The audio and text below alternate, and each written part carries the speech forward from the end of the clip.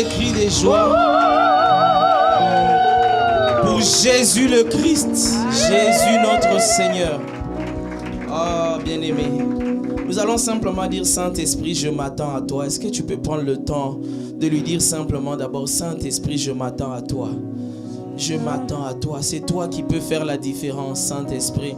C'est toi qui peux faire quelque chose. Dis-lui, Saint-Esprit, je m'attends à toi seul. C'est toi seul qui peux me changer, qui peut me parler, qui peut me toucher. C'est toi seul qui peut me guérir, me relever. C'est toi seul qui peut me fortifier. C'est toi seul, Saint-Esprit, qui peut ouvrir l'intelligence spirituelle. Alors commence simplement à lui dire, Saint-Esprit, n'attends pas la chorale, bien-aimé, n'attends pas. Commence simplement à lui dire, Saint-Esprit, je m'attends à toi. Saint-Esprit, je m'attends à toi, à toi, Saint-Esprit, je m'attends à toi, à toi, Saint-Esprit, je m'attends à toi, à toi, Saint-Esprit, Saint-Esprit, Esprit de Dieu, je m'attends à toi, à toi Seigneur, à toi, Esprit de Jésus, Saint-Esprit, Esprit de vérité, je m'attends, Esprit de puissance, à toi Seigneur, à toi, cet après-midi, Saint-Esprit, je t'ouvre mon cœur, je m'attends, je ne m'attends qu'à toi, à toi Seigneur, à toi, Esprit de Dieu, Saint-Esprit, Saint-Esprit, je m'attends à toi, Jésus, à toi, Esprit du Seigneur. Oh, bien-aimé, élève la voix, soupire en esprit, soupire. Shadabade arabasika tomande rebaya. Shadabade arabraso tomande rebaya. Shadabrasika tamande brosoto ya. Rabrakato kamanda brasike temande. Robrakate kamanda brasika toya. Élève la voix en langue, sature l'atmosphère. Shadabraso tomanda dabade ya. Ezekete manda brasika tomadea. Shadabade zokete maya. Rakata manda brasito mandedea mandedea. Shabrate kamarose kete manda dadadadea. Shadabade arabasika tomandede brosikete maya. Madedebo sokata maya brasika toya. Esprit de feu, nous t'attendons, nous nous attendons à toi, nous comptons sur toi, nous espérons en toi, nous nous confions en toi. Esprit de feu, feu de Dieu. Ratato manda brasiketeya, rekete manda brasokoto marekete mandeya, shabra kato manda brasikatoya, rokete teteteteya, shamanda brasita ya nabadeya. Oh Saint-Esprit, Esprit de feu, feu de Dieu, viens nous embraser, viens nous embraser, consume-nous, consume nos cœurs, enlève ce que le Père n'a pas planté. Esprit de Jésus, viens brûler tout ce que le Père n'a pas planté. Viens consumer ce que le Père n'a pas planté. Chande brasikato mandedea, rose kete makato maya. Shanda mande broso koto marekete mandereya. Rezo kata maikato manderebosia. Rekete te ya. Ah, viens consumer.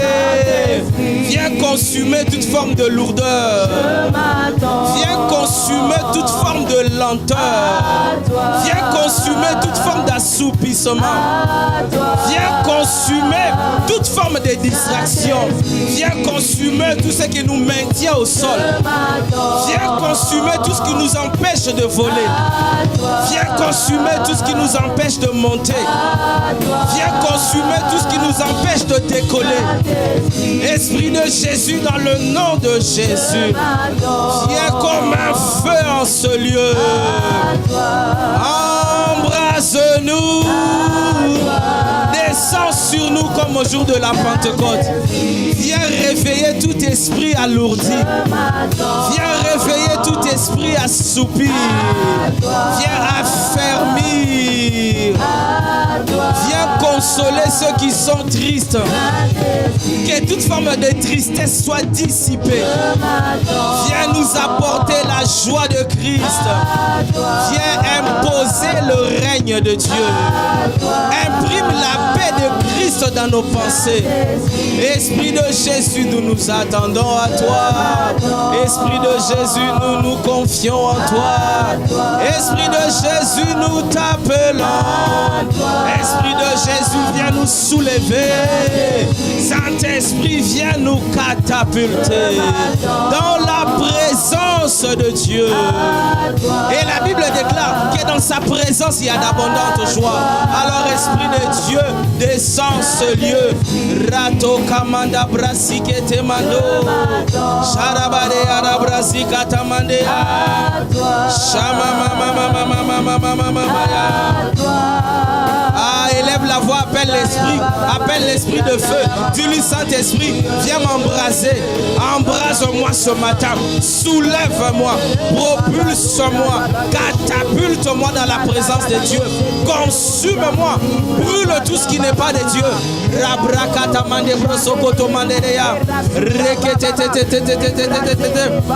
Ah, élève la voix en langue.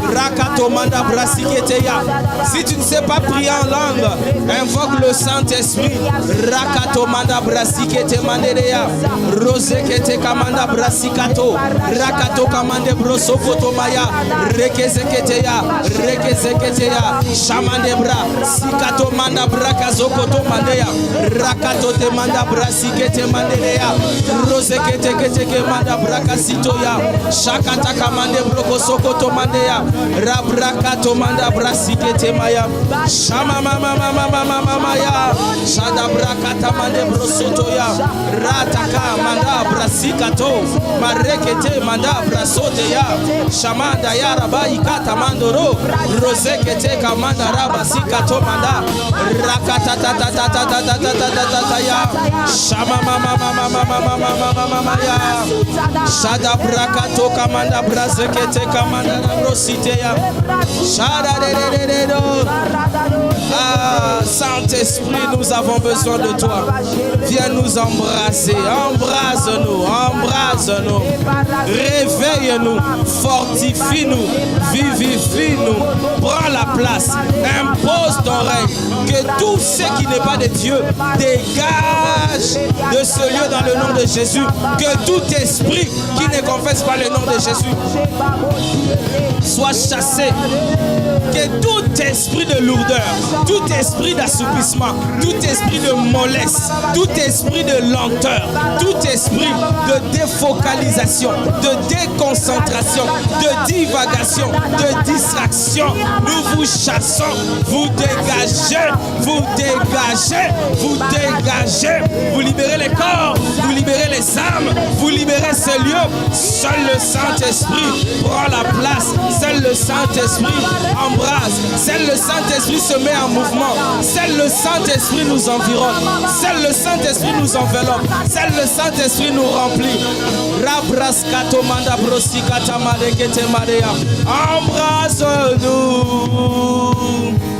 embrase-nous, embrase-nous,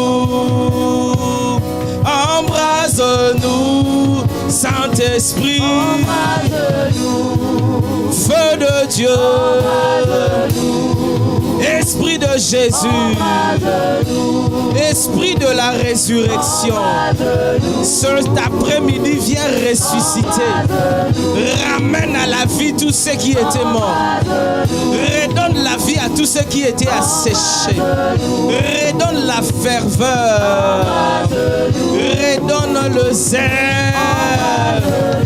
ranime l'ardiesse, le courage et la force, ranime l'audace, ranime, ranime la diligence, ranime l'excellence, ranime la productivité, ranime la puissance, ranime l'onction, ranime les dons, ranime les talents. Ah, Saint-Esprit, embrase-nous, embrase-nous, embrase-nous, Esprit de Dieu, embrasse nos cœurs, embrasse nos âmes, embrasse nos corps, embrasse nos pensées. Que tout en nous brûle pour Jésus. Que tout en nous soupire pour Jésus. Que tout en nous soit en feu pour Jésus. Parce que la Bible déclare que tu fais de tes serviteurs des flammes de feu. Disons, enflamme-nous. Tu fais de tes serviteurs des flammes de feu. Cet après-midi, enflamme-nous. Enflamme-nous. Enflamme-nous. Oh, bien-aimé, soupire encore. Shadabali, Rose kete manda, Rabrakato kamanda brasi kete mandedea. Saint-Esprit, cet après-midi, enflamme-nous, embrase-nous, ressuscite la soif pour Jésus. Ressuscite la soif de gagner les âmes. Ressuscite les dons. Ranime le feu. Consume tout ce qui est lourdeur, charnel, assoupissement, forteresse. Amène à la manifestation les cœurs purs que Jésus nous a donnés à la nouvelle naissance. Ramène à la surface les cœurs assoiffés, les cœurs désireux d'aimer Dieu, d'être comme Jésus, d'obéir à Dieu et de faire sa volonté. C'est notre prière ce matin, Saint-Esprit. Illumine les yeux de nos cœurs. Ne nous laisse pas dans l'ignorance. Ne nous laisse pas dans la médiocrité. Ne nous laisse pas dans un contentement futile. Ne nous laisse pas dans l'auto-séduction et dans les tromperies du diable. Sors-nous de l'ignorance. Sors-nous de la carnalité. Amène-nous à la dimension de Christ, à la ressemblance à Christ et à la manifestation de Christ. Car c'est ta volonté. Et nous te le demandons, Père, dans le nom puissant de Jésus, le Christ, avec action de grâce, nous avons prié. Et Amen, amen, amen. Amen, amen, amen. Amen au Saint-Esprit. Amen à la parole qui sera annoncée. Amen aux cœurs qui seront transformés. Amen à la révélation qui sera reçue. Amen, amen, amen, amen, amen. Amen, amen, amen, amen, amen. Amen, amen, amen.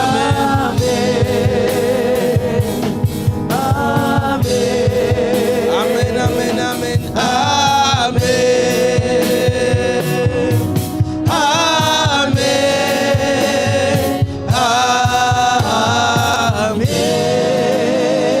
Est-ce que tu peux l'acclamer, le célébrer, l'honorer? Acclame l'Esprit, honore l'Esprit, magnifie l'Esprit, célèbre l'Esprit, exalte l'Esprit, apprécie le Saint-Esprit, la magnifique présence de Dieu. Oh, merci Saint-Esprit. Fais ton œuvre au milieu de nous. Au nom de Jésus. Nous avons ainsi supplié et imploré. Et nous disons Amen. Amen, amen, amen. Alors bien-aimé, est-ce que tu peux prendre le temps d'acclamer Dieu pour nos pères dans la foi? Est-ce que tu peux prendre le temps d'honorer l'apôtre Ivan, l'apôtre Yves, pasteur Célestin, pasteur Tony, ainsi que leurs épouses respectives pour la grâce d'avoir des bons bergers, la grâce d'avoir des bons pasteurs, la grâce d'avoir des bons pères. On acclame Dieu pour nos pères dans la foi.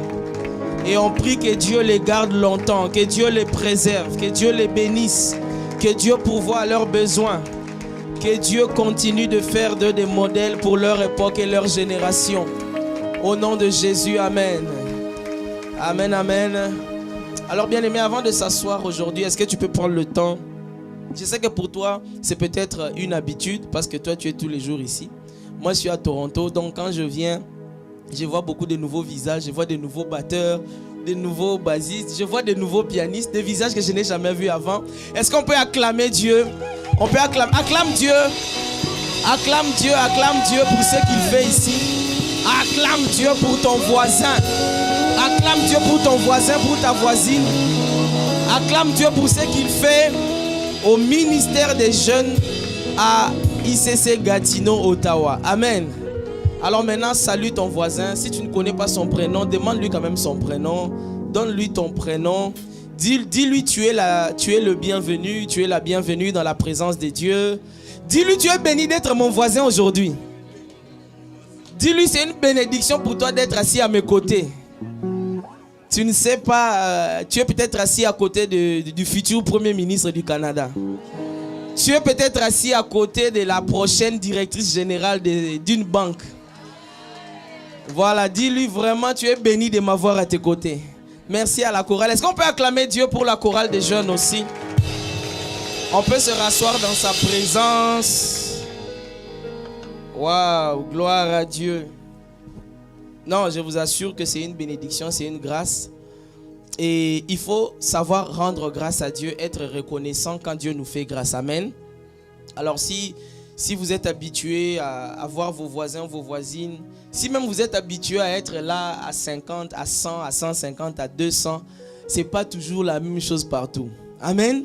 Quand vous allez commencer à aller en mission, vous allez comprendre de quoi je parle. Amen. Amen, amen. Alors, en tout cas, je bénis Dieu qui me permet d'être là et je vous transmets les salutations de l'église ICC Toronto qui est devenue officiellement église depuis le 24 mars 2024. Amen.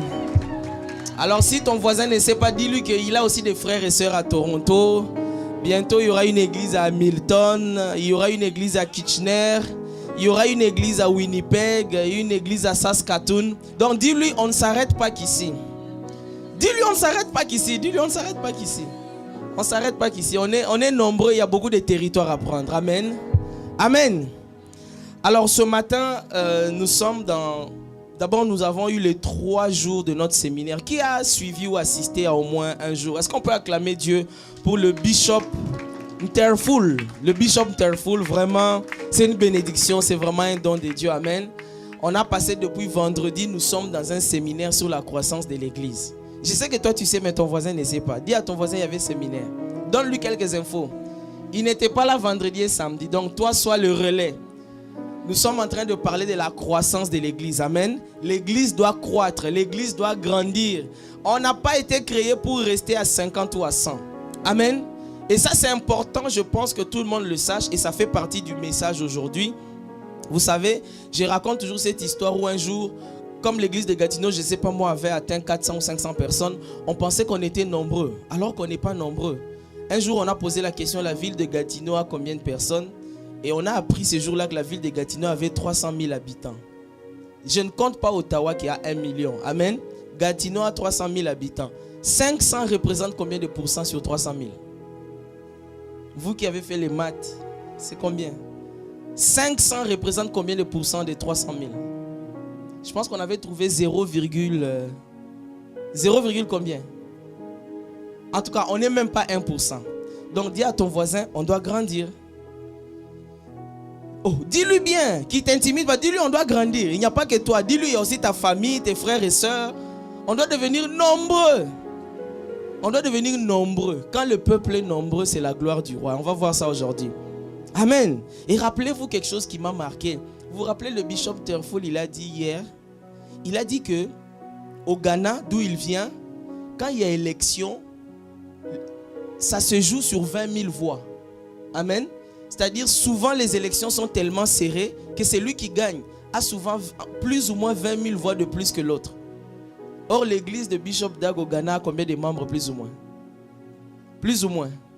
En tout cas ils sont plus de 20 000. N'est-ce pas? Ça veut dire, il disait, en fait, il démontrait la puissance de l'église quand on devient nombreux. Il disait que si le Bishop Dag dit un mot au Ghana, il dit votez pour tel candidat, c'est ce candidat-là qui va gagner les élections. Parce que juste son église, implantée dans tous les Ghana, représente plus de 20 000 membres. Maintenant, imaginez combien de bonnes lois on ferait passer si on était majoritaire.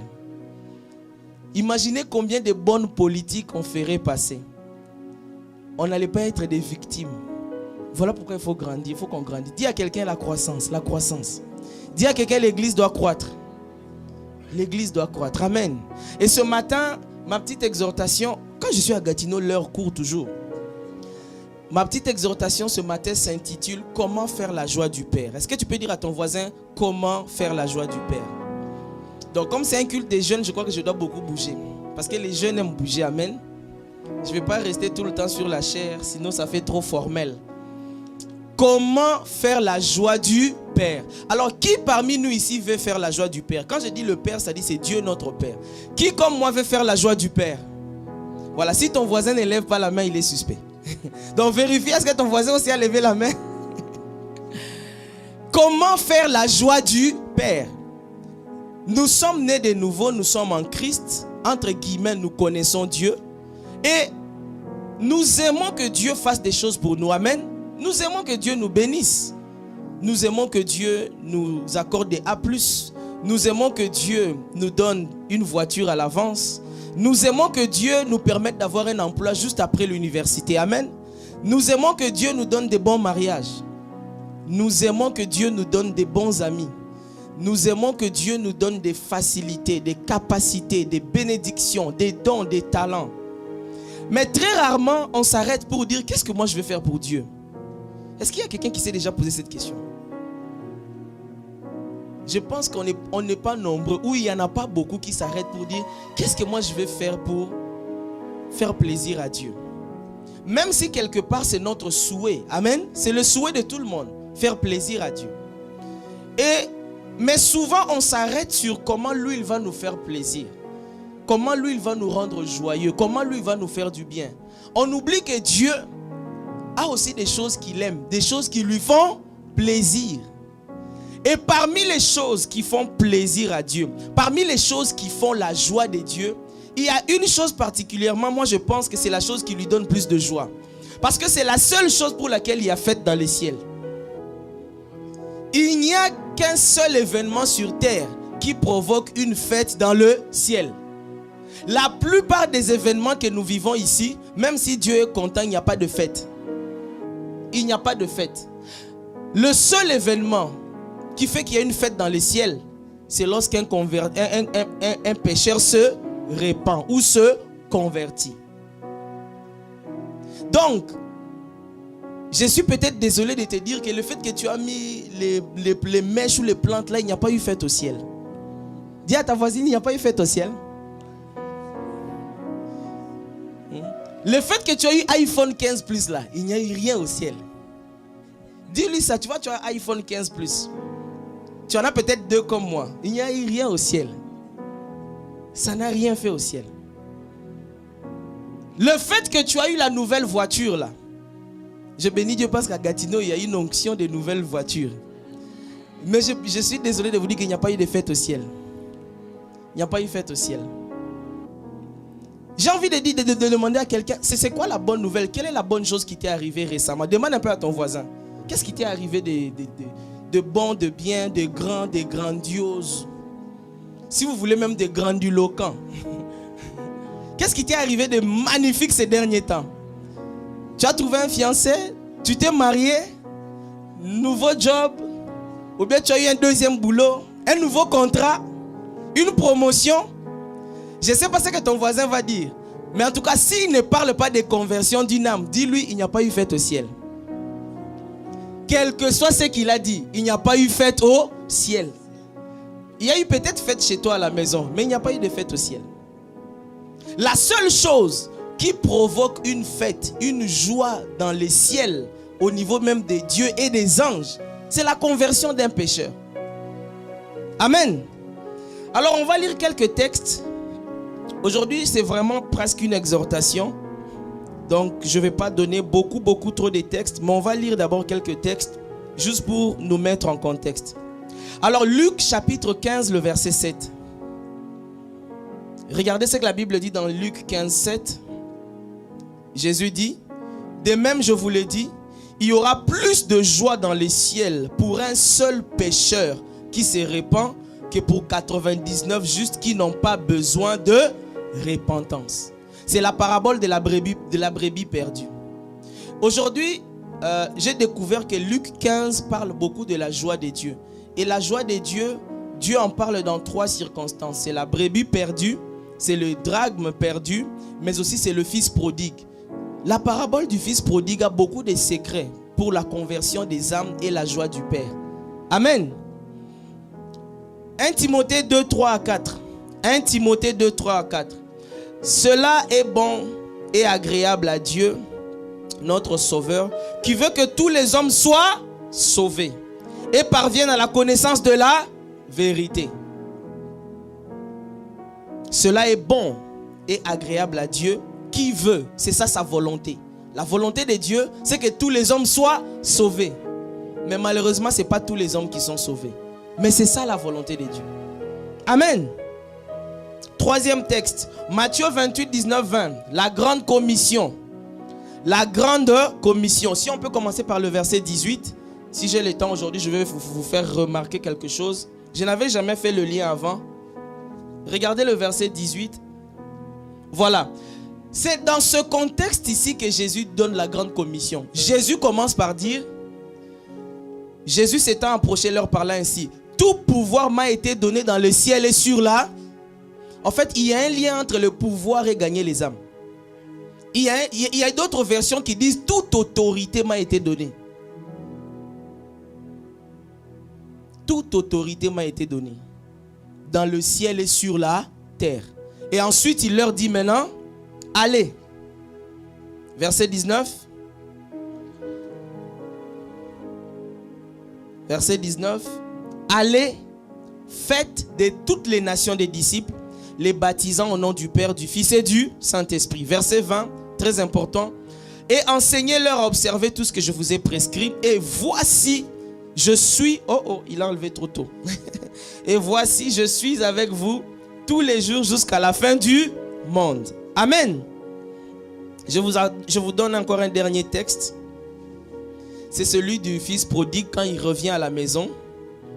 Regardez la réaction de son père quand le fils prodigue revient à la maison. Amen. Nous sommes dans Luc au chapitre 15. Regardez un peu. Voilà le verset 22.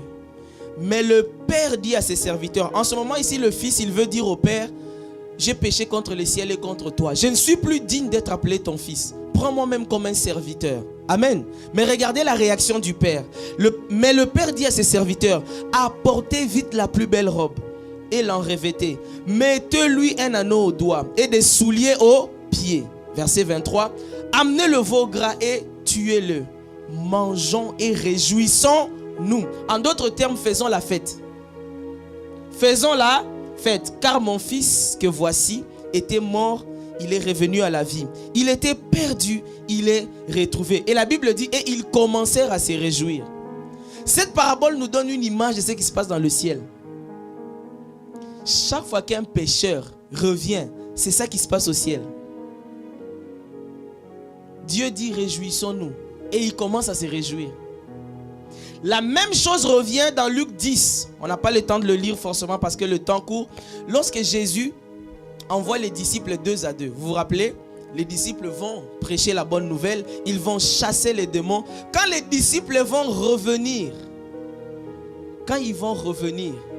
la Bible va dire que Jésus tressaillit de joie. Quand les disciples sont venus lui faire rapport, Maître, les démons sont chassés. Les esprits nous sont soumis. C'est vrai que Jésus va leur dire, ne vous réjouissez pas à cause de ça. Réjouissez-vous parce que vos noms sont inscrits dans les livres de vie. Parce que vous êtes sauvés. Parce que vous êtes des rachetés.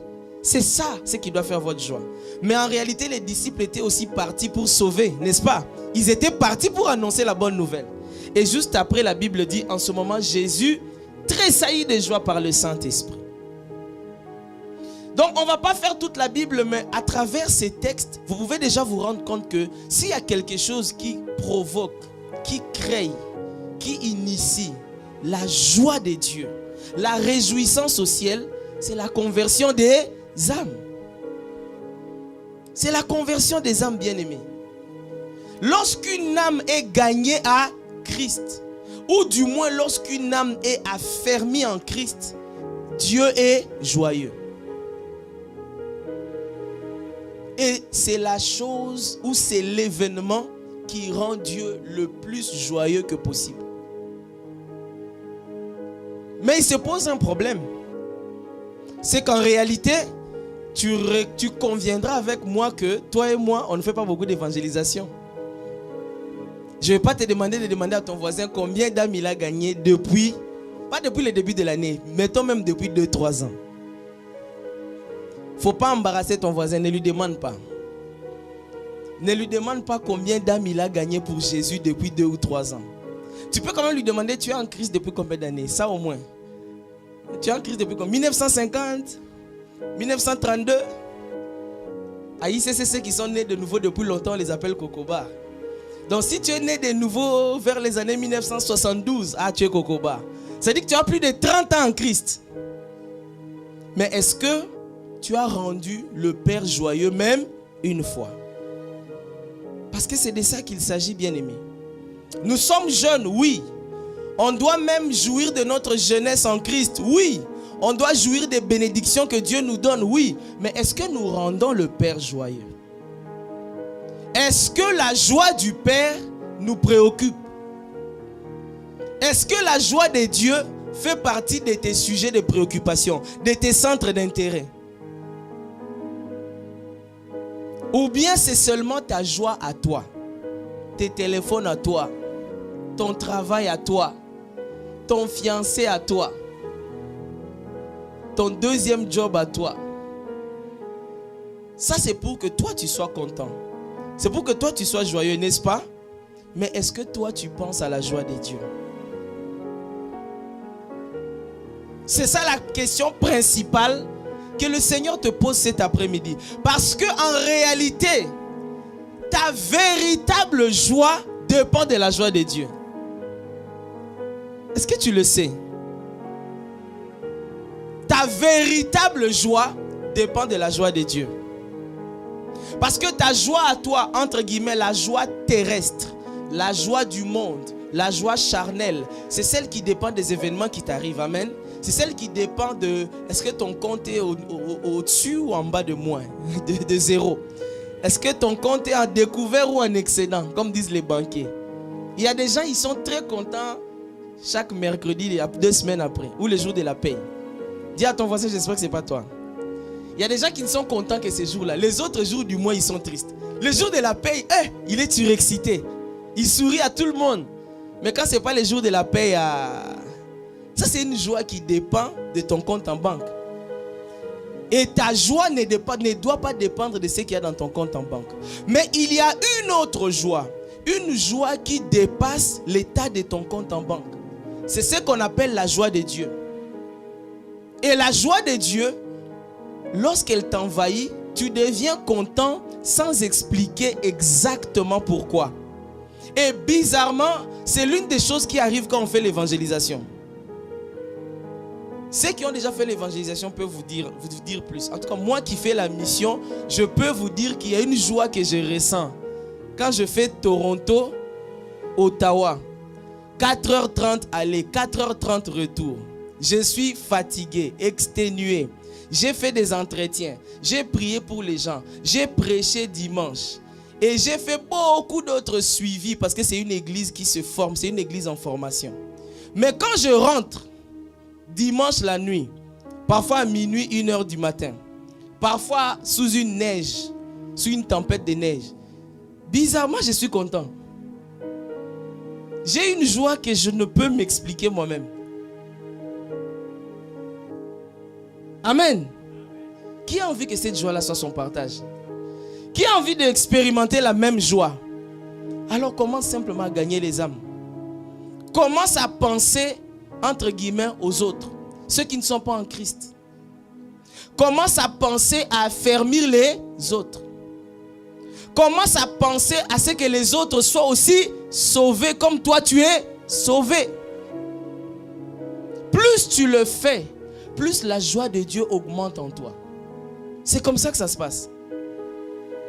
Maintenant, à l'inverse, voyons l'inverse.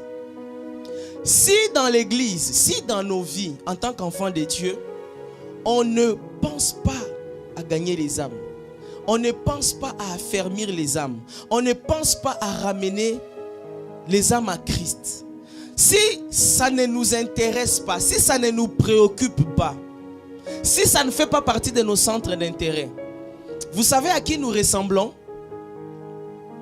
Vous savez à qui nous ressemblons dans ce contexte-là? J'ai découvert que si on est dans ce cas-là, on ressemble au fils à l'aîné du fils prodigue. On ressemble exactement à l'aîné du fils prodigue. Amen. Rentrons dans le texte. Luc 15. Luc 15, je vais vous montrer quelque chose.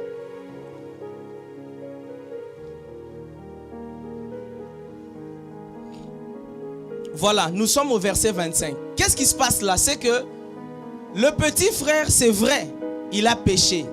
Il a demandé au père sa part d'héritage. Il est parti, il a dilapidé ça dans la débauche. Amen. N'est-ce pas que ça vous rappelle nos propres vies? Le fils perdu là, en fait c'était toi et moi en fait, avant qu'on ne revienne à Christ. L'enfant perdu, c'est ton ancien toi, si tu es en Christ bien sûr. Le fils perdu, c'est ton ancien toi. C'est ton histoire en réalité. Et le fils perdu est revenu à la maison. C'est comme toi, tu es revenu à Christ. Tu as entendu une parole quelque part. Il y a quelqu'un qui a prêché. Tu as suivi sur internet. Une parole t'a touché. Je ne sais pas comment ça s'est passé, mais tu es revenu à la maison. Et quand tu reviens à la maison, rappelez-vous, je vous ai parlé de la réaction du père. Il dit, réjouissons-nous. Donnez-lui une robe, un anneau au doigt. On va tuer le veau gras. On va faire la fête. Amen. Amen. J'espère que tu es encore là. Bouge un peu ton voisin. Dis-lui, j'espère que tu es là. Comme ça, on va prêcher ensemble. Si ton voisin dort, tu es ton gardien. Tu vas le bouger, tu dis, réveille-toi, réveille-toi. Et bizarrement, ce genre de message qui est le plus important, souvent quand on donne ça, les gens dorment. Dis à ton voisin, aujourd'hui, ne dors pas. Acclame le Seigneur, acclame le Seigneur. Ça va réveiller ton voisin. Amen. Alors, regardez ce qui se passe. La Bible dit ceci. Or, le fils aîné était dans les champs. Lorsqu'il revint et approcha de la maison, il entendit la musique et les danses. Ça veut dire qu'il a entendu qu'il y a une fête à la maison. Les gens se réjouissent. Regardez ce qu'il fait. Il appelle l'un des serviteurs et il lui demande ce que c'était. C'est-à-dire, qu'est-ce qui se passe? Pourquoi vous faites la fête? Pourquoi il y a la joie? Vous savez, il y a des gens comme ça. Ils se demandent, mais pourquoi d'ailleurs vous cherchez même à faire l'évangélisation? Pourquoi vous gagnez même les âmes? À quoi ça va servir? Pourquoi même vous parlez de Jésus? Il se peut qu'il y ait même des gens qui te découragent. Mais il ne faut pas les écouter. Donc il trouve la fête, il dit, mais pourquoi? Alors ce serviteur lui dit, ton frère est de retour. Et parce qu'il l'a retrouvé, donc parce que le père l'a retrouvé en bonne santé, ton père a tué le veau gras. Il se mit en colère. Ah, pourquoi il se fâche? Ça me fait penser à Caïn. Pourquoi il se fâche? Vous voyez que ce sont des oiseaux de même plumage. Hein? Vous voyez? Il s'est fâché. Un peu comme Caïn aussi s'était fâché. contre Abel, alors qu'Abel ne lui a rien fait. Il se mit en colère. Pourquoi il se fâche? Chacun avait eu sa part d'héritage, non? Son petit frère avait eu, lui aussi il avait eu. Pourquoi il se fâche? Et ne voulut pas entrer. Son père sortit et le pria d'entrer. Verset 29. Mais il répondit à son père, voici, il y a tant d'années que je te sers, sans avoir jamais transgressé tes ordres. Et jamais tu ne m'as donné la suite, un chevreau pour que je me réjouisse avec mes amis. Il fait de la comparaison. Or, la comparaison sous-entend la jalousie. La comparaison, retenez ça, sous-entend la jalousie. Or, la jalousie n'est pas loin de l'orgueil. Quand on est jaloux, on estime que l'autre ne devait pas avoir ce qu'il a. Ou on estime que c'est nous qui devrions voir ça. Comparaison, jalousie, orgueil. Ce sont des enfants d'une même famille. Alors, on continue. Un chevreau pour que je me réjouisse avec mes amis. Et quand ton fils est arrivé, celui qui a mangé ton bien avec des prostituées, c'est pour lui que tu as tué le veau gras. Verset 31.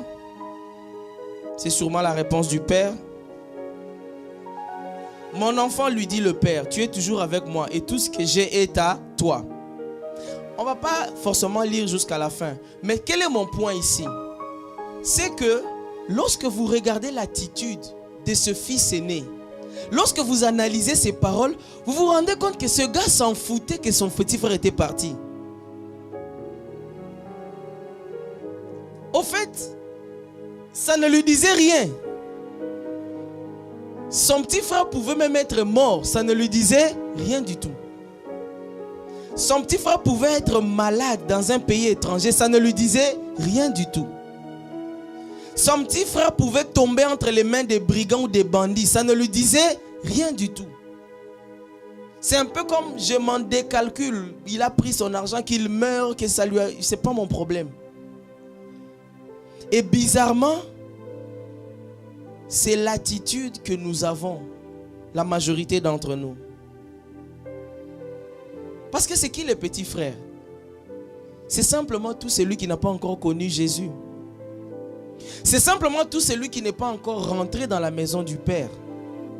C'est simplement tout celui qui ne s'est pas encore réconcilié avec Dieu. Mais on ne s'inquiète pas. On ne s'intéresse pas. On reçoit des tonnes et des tonnes de messages sur l'évangélisation, sur le fait d'aller, sur le fait de gagner les âmes, sur le fait d'apporter Jésus aux autres. Parfois même, on insiste pour dire invitons même les gens à l'église.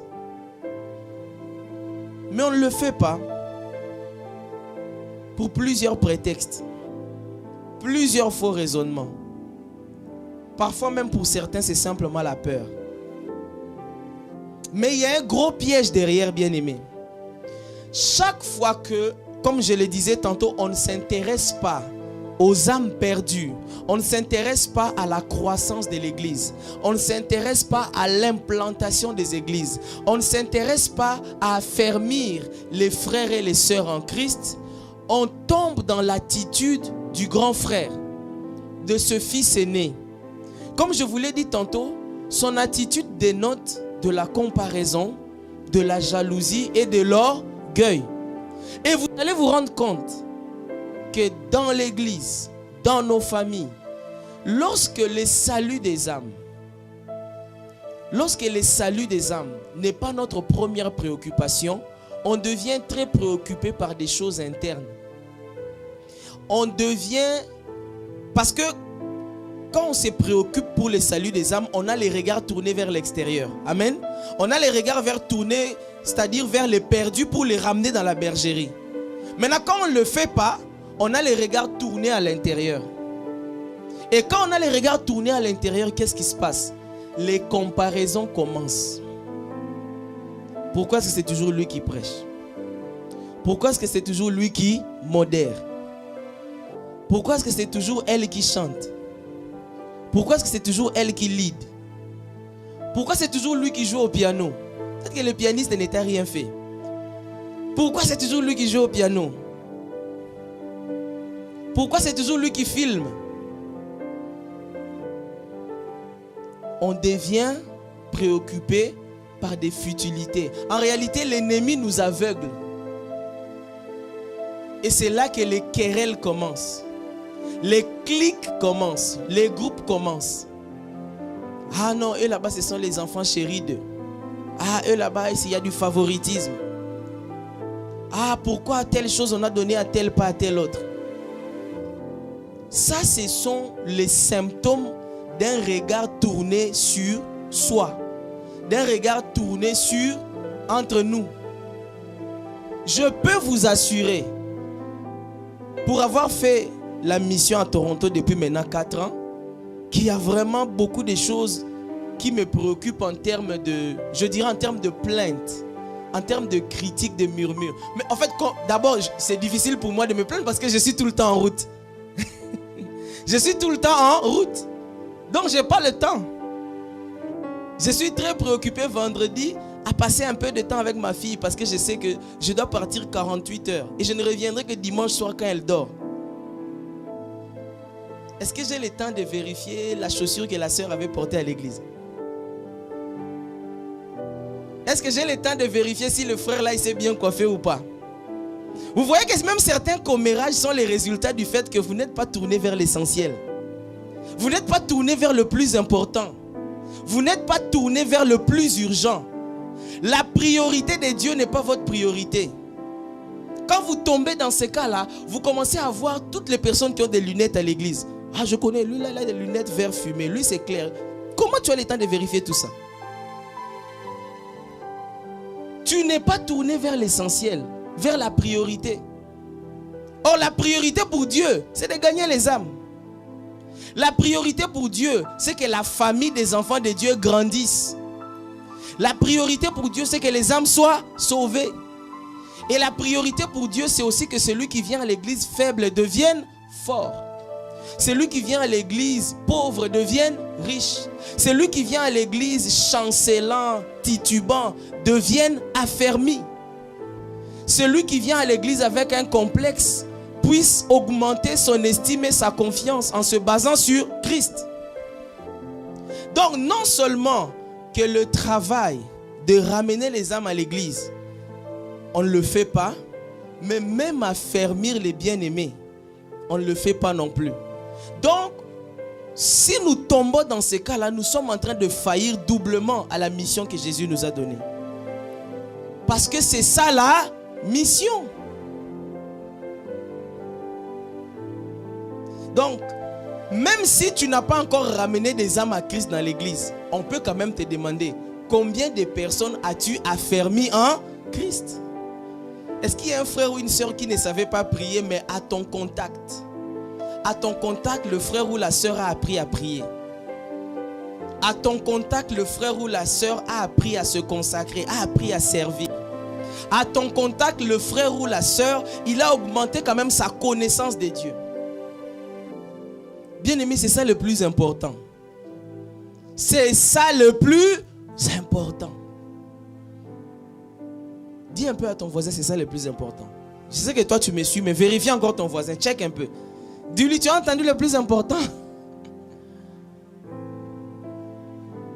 Parce que le plus important, ce n'est pas nos bénédictions, bien-aimés. On peut être béni, mais finir en enfer. Le plus important, ce n'est même pas la guérison, parce qu'on peut être guéri, mais finir en enfer.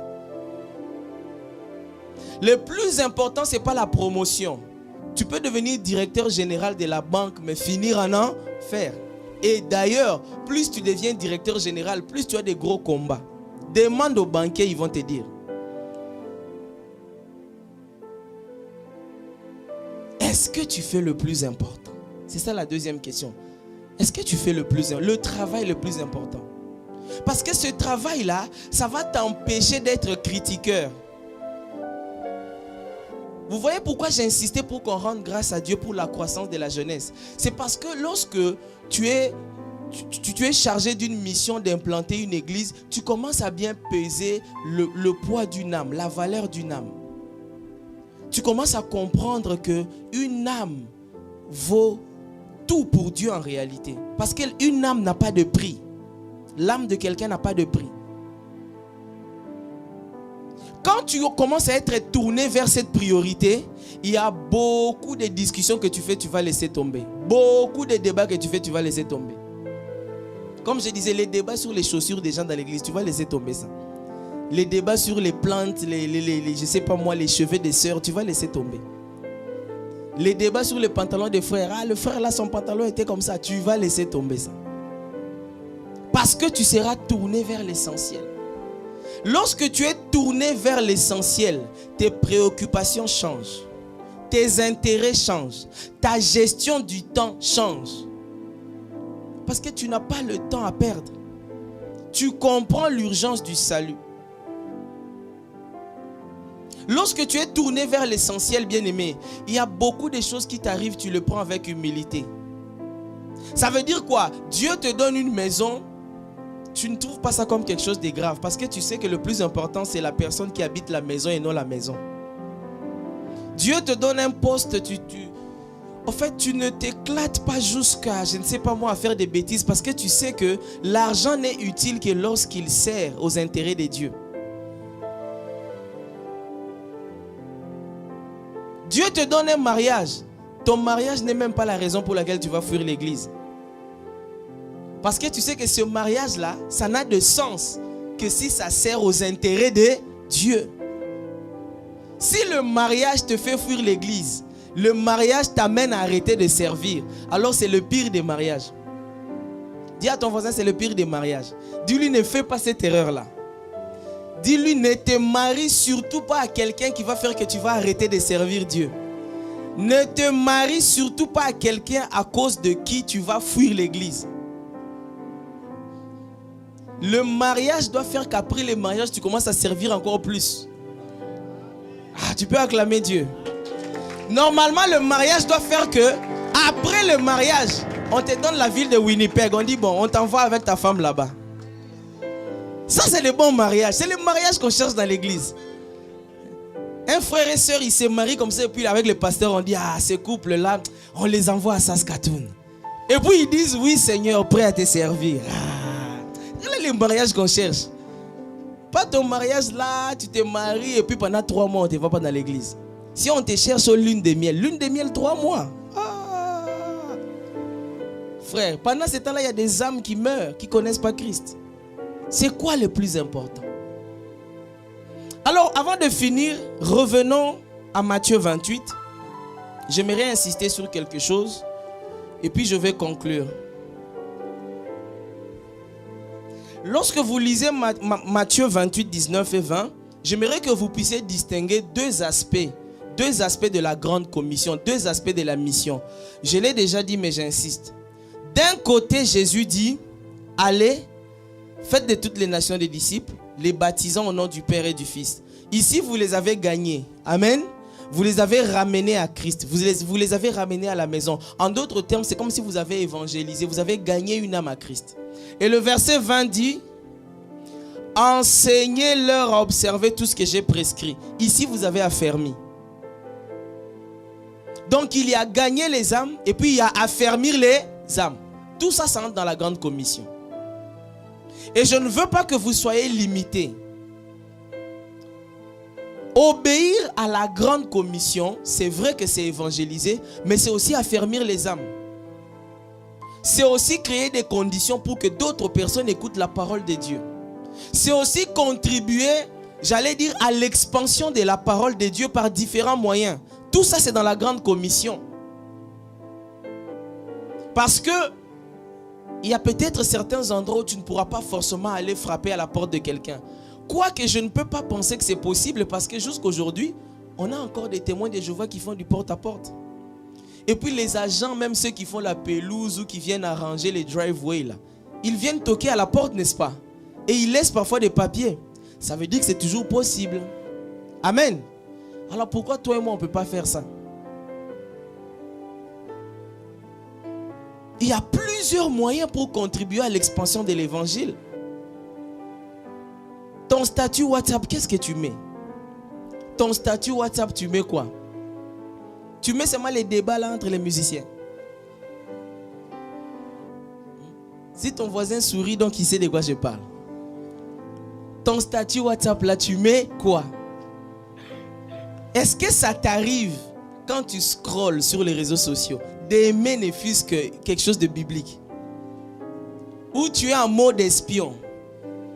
Tu ne réagis jamais, tu ne commentes jamais. Tu regardes seulement. Est-ce que ça t'arrive parfois de partager même un verset biblique? Est-ce que ça t'arrive de partager une vidéo de l'église sur la chaîne YouTube de l'église? Ça t'est déjà arrivé d'envoyer ça même à quelqu'un pour dire: suis un peu ce message, suis un peu ce temps de prière, suis un peu cette prédication. Tout ça, ce sont les moyens pour aller,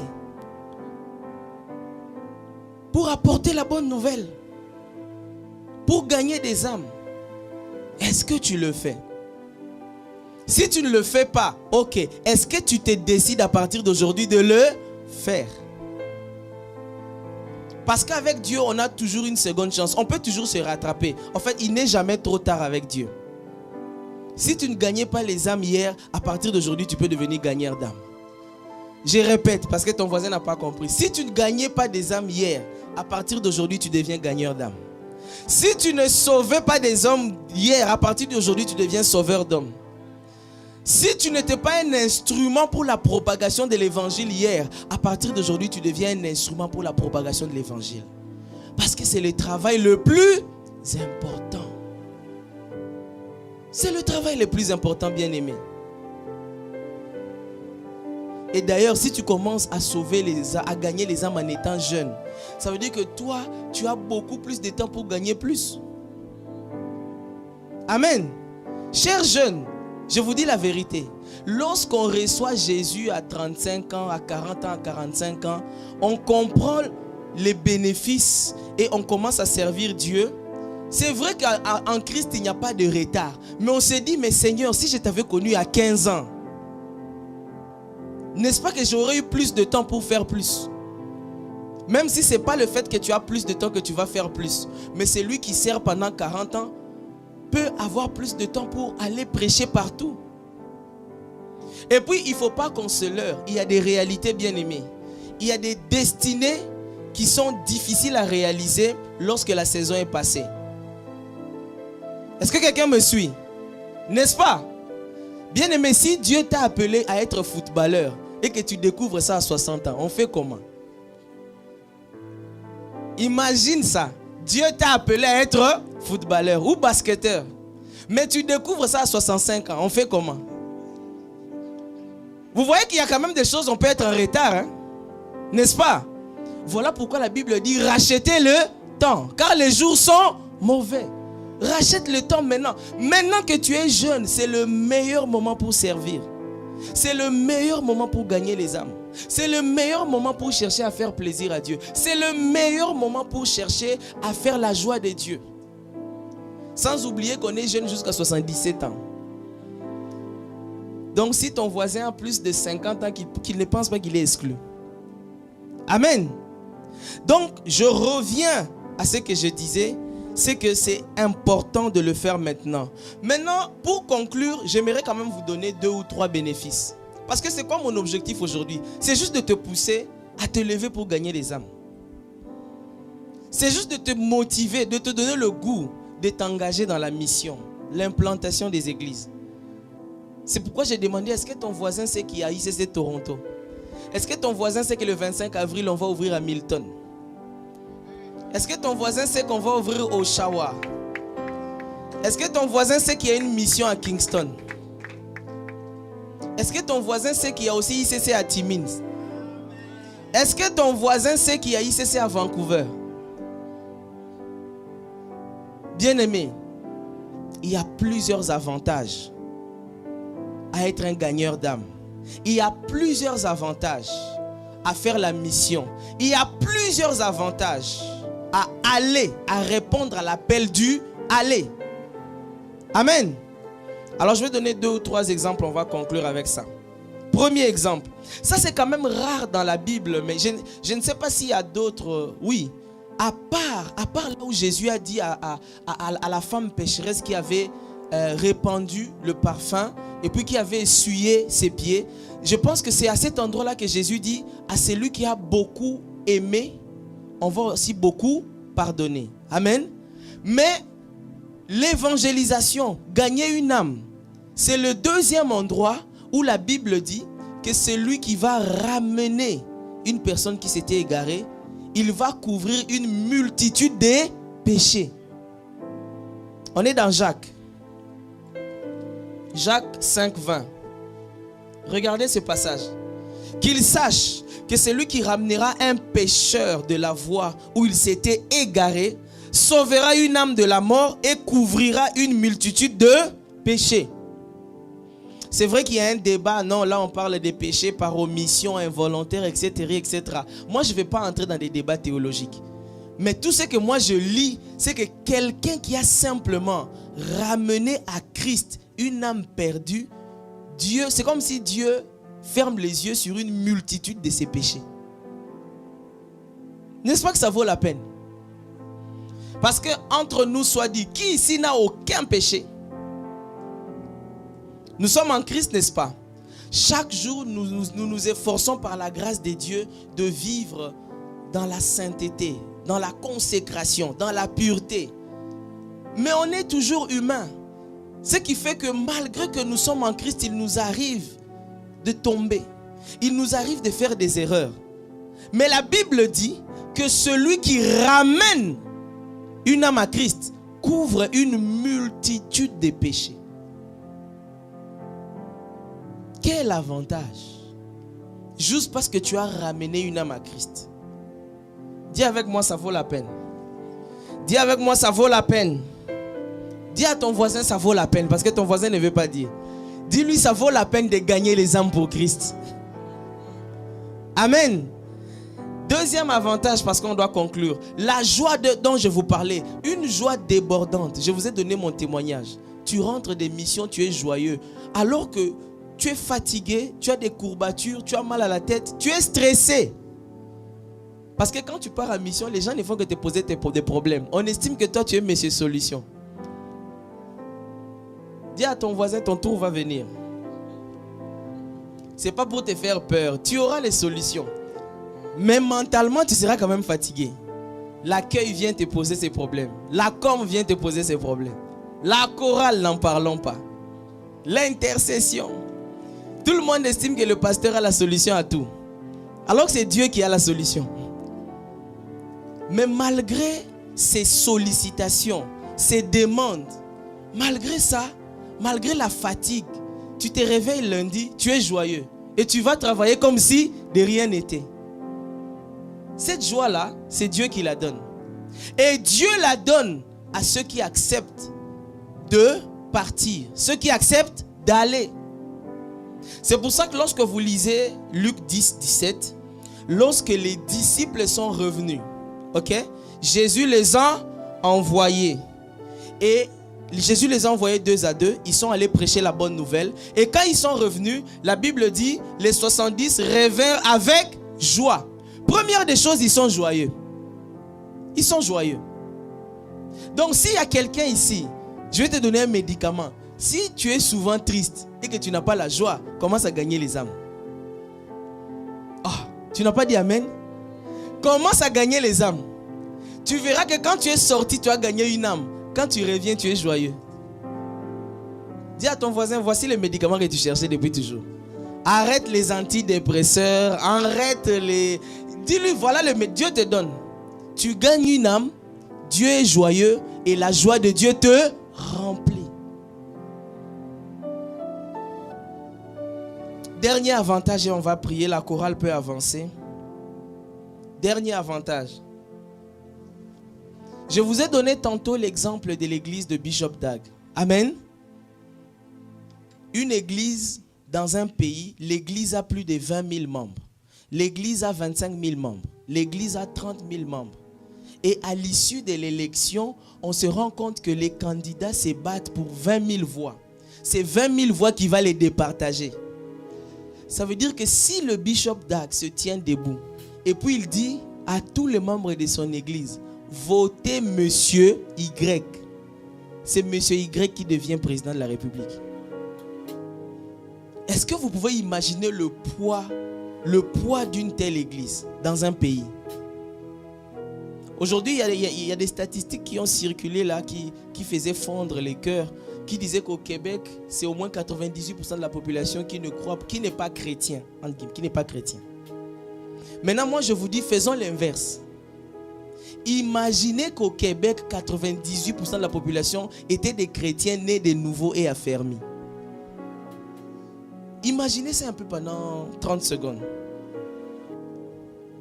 Quelles sont les lois qui seraient votées au niveau municipal, au niveau provincial? Et imaginez ça maintenant au niveau du pays, au niveau national. Quelles sont les lois qui seraient votées si 90% de la population était chrétienne affermie en Christ? Quelles seraient les politiques au niveau de nos banques? Comment se passeraient même certains mois de l'année? Comme on est en live, j'évite même de citer les mois. Comment se passerait, je me permets de le dire, le mois de juin, si on était 98% chrétiens affermis? Comment ce mois-là se passerait?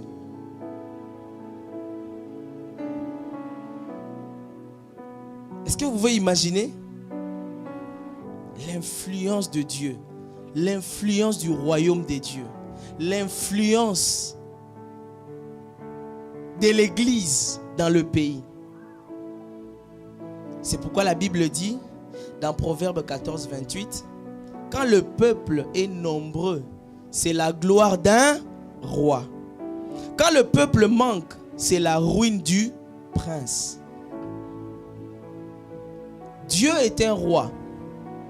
Lorsque son peuple est nombreux, en fait, il est glorifié, c'est sa gloire. Tandis que lorsque son peuple diminue, c'est sa ruine. Mais gloire à Dieu parce que notre Dieu, il est éternel. Amen. Mais l'église, aujourd'hui, Bishop Terfoul a présenté le livre là de Bishop Dag, qui m'a quand même beaucoup touché. Le livre où il dit, si l'église ne part pas, enfin, si l'église n'envoie pas des missionnaires, si l'église n'évangélise pas, si l'église ne gagne pas les âmes, l'église va disparaître. Et statistiquement, il est prouvé que d'ici 2050, si on ne grandit pas, d'abord le christianisme ne sera plus la première religion du monde. Alors que ça l'a été pendant des siècles. C'est d'autres religions qui vont prendre le pas. La toute-puissance de Dieu, la gloire de Dieu se manifeste à travers les hommes. Si toi tu ne te lèves pas aujourd'hui pour devenir un gagneur d'âme, si tu ne te lèves pas aujourd'hui pour faire la joie de Dieu, demain nous ne serons pas nombreux. Nous serons toujours là, mais ça sera comme le reste. Vous voyez les restes, c'est que Dieu garde. Tellement que tout le monde s'est corrompu ou s'est perverti, Dieu se garde, se réserve un reste. Mais ce n'est pas ça la volonté parfaite de Dieu. Dieu ne veut pas que le reste. On l'a lu dans 1 Timothée 2:2. La volonté de Dieu, c'est que tous les hommes soient sauvés. Alors, est-ce qu'aujourd'hui, tu prends la décision de faire la joie de Dieu ta priorité? Est-ce qu'aujourd'hui, tu te décides, durant cette année 2024, de gagner au moins une âme? Même une âme au moins. Est-ce qu'aujourd'hui, tu te décides d'affermir au moins une âme? Est-ce qu'aujourd'hui, tu te décides à faire de la joie de Dieu ta priorité? Et à oublier, comme on a dit dans le message, les futilités, les comparaisons, les critiques, les murmures, les plaintes qui te caractérisaient avant lorsque tu étais tourné vers toi-même, vers l'intérieur. Alors si tu prends cette décision, j'aimerais t'inviter à te lever afin que nous puissions prier que Dieu nous accorde cette grâce. Que Dieu nous accorde la grâce de rechercher en priorité sa joie. Que Dieu nous accorde la grâce de chercher en priorité ce qui lui fait plaisir. Mais avant ça, bien-aimé, avant de demander cette grâce, j'aimerais que nous puissions prendre quelques secondes pour demander pardon à Dieu. En tant qu'Église, nous devons lui demander pardon parce que nous savons déjà que sa volonté, c'est de gagner les âmes, c'est de sauver les autres. mais nous ne le faisons pas. Est-ce qu'avec moi, tu peux élever la voix pendant 1 minute juste pour lui dire, Seigneur, je te demande pardon. Seigneur, pardonne-nous. Seigneur, prends pitié de nous. Seigneur, aie compassion de nous. Aie compassion de nous. Aie compassion de nous. Dis-lui, Seigneur, prends pitié de nous pour toutes les fois où nous n'avons pas obéi à ta parole. Pour toutes les fois où on ne s'est pas inquiété, on ne s'est pas préoccupé des autres, on ne s'est pas préoccupé des âmes perdues. Pour toutes les fois où on avait même l'occasion de parler de Jésus à une personne, mais on ne l'a pas fait. Pour toutes les fois où on avait l'occasion de partager ta parole à quelqu'un, mais on ne l'a pas fait. Pour toutes les fois où, au lieu d'être des instruments par lesquels tu passes, pour que ta parole se propage, on a plutôt bloqué la parole. On l'a retenue pour nous-mêmes. Pour toutes les fois, Seigneur, où nous n'avons pas pensé à ta joie, nous n'avons pas pensé à apporter ta parole, ta bonne nouvelle au monde. Pour toutes les fois où nous n'avons pas pensé à apporter ta parole à nos amis, à nos voisins, à nos frères et sœurs, et même à nos membres de famille. Pour toutes les fois, Seigneur, parce que nous avons été négligents. On ne s'est préoccupé pas de leur salut. On se préoccupait peut-être des fêtes, des rencontres, mais pas de leur salut. Seigneur, nous te demandons pardon. Seigneur, nous te supplions. Seigneur, nous implorons ta miséricorde. Tendre Père, nous implorons ta grâce. Lave-nous par le sang de Jésus. Purifie nos cœurs et donne-nous des cœurs assoiffés de toi. Des cœurs qui recherchent ta volonté. Des cœurs qui soupirent après le salut des âmes. Des cœurs qui recherchent que des âmes soient sauvées. Des cœurs qui se battent pour que la parole de Dieu se propage. Des cœurs qui se battent pour que les églises soient implantées. Oh tendre Père, accorde-nous ces cœurs.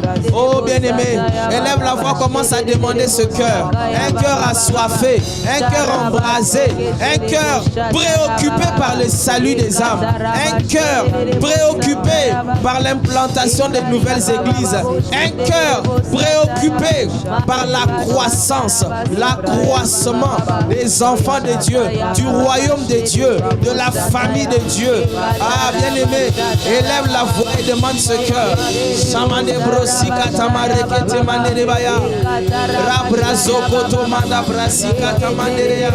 Shabraka tamande brosoto madeya. Rekete manda brakazika tomandeya. Shadabarea rozekete kamanda brasika tomandeya.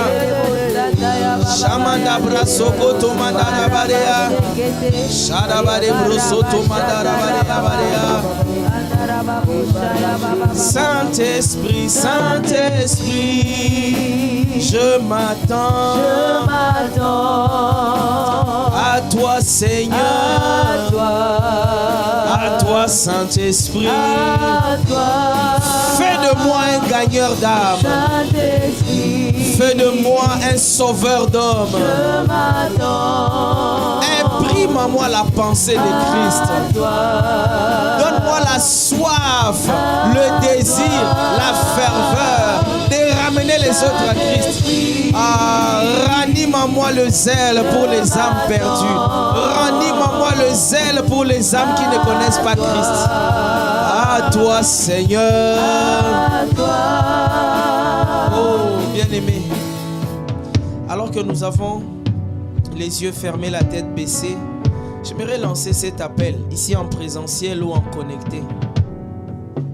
Si tu es là et que tu n'as pas encore fait la paix avec Christ, et que toi aussi tu veux être envoyé, tu veux gagner des âmes, tu veux implanter des églises, tu veux racheter les autres, ramener les autres vers Christ, tu veux propager la bonne nouvelle, mais que tu n'as pas encore accepté Christ comme Seigneur et Sauveur, cela commence par faire de Jésus ton Seigneur et ton Sauveur personnel. Cela commence par la prière du salut. Cela commence par reconnaître que Christ est mort et ressuscité pour toi. Alors si c'est ton cas, bien-aimé, alors que nous avons la tête baissée, les yeux fermés, je vais simplement t'inviter à lever la main afin que je puisse prier avec toi. Si tu veux te réconcilier avec Dieu, c'est cet après-midi. Si tu veux revenir à Christ cet après-midi, je vais t'inviter à lever la main afin que je puisse prier avec toi. Oui, merci Seigneur pour les mains qui s'élèvent. Lève encore bien haut la main, mon frère, ma soeur. Oui, lève encore. On a plusieurs mains. Si vous êtes assis, levez-vous, mettez-vous debout. C'est votre jour. Dieu veut vous faire du bien. Dieu veut vous racheter. Jésus vient à votre rencontre. Si c'est votre cas, levez bien haut la main. Et je vais prier avec vous. On va vous soutenir. L'église va prier avec vous. Répétez ensemble avec moi cette prière. Seigneur Jésus, aujourd'hui, je reconnais que je suis un pécheur et que j'ai besoin de toi. Je te demande pardon pour tous mes péchés. Lave-moi et purifie-moi par ton précieux sang. Viens dans ma vie. Je t'accepte comme mon Seigneur et mon Sauveur personnel. Conduis-moi, dirige-moi et fais de moi un gagneur d'âme pour ta seule gloire. Au nom de Jésus, j'ai ainsi prié. Et quelqu'un dit un bon amen. Est-ce qu'on peut acclamer le Seigneur? Est-ce qu'on peut acclamer très fort le Seigneur? On acclame. Je vais demander à nos bien-aimés qui ont fait la prière du salut. Est-ce que vous pouvez, s'il vous plaît, alors que nous continuons d'acclamer Dieu, est-ce que vous pouvez aller vers l'arrière, s'il vous plaît? On veut juste vous aider, vous accompagner. On veut juste vous aider, vous accompagner, prendre soin de vous. Est-ce que vous pouvez aller à l'arrière vers notre sœur? Voilà, lève le fanion, Miranda. Voilà, s'il vous plaît. Prenez vos effets, allez rejoindre notre sœur. C'est votre jour. Il y a de la joie dans les ciels, il y a de la joie.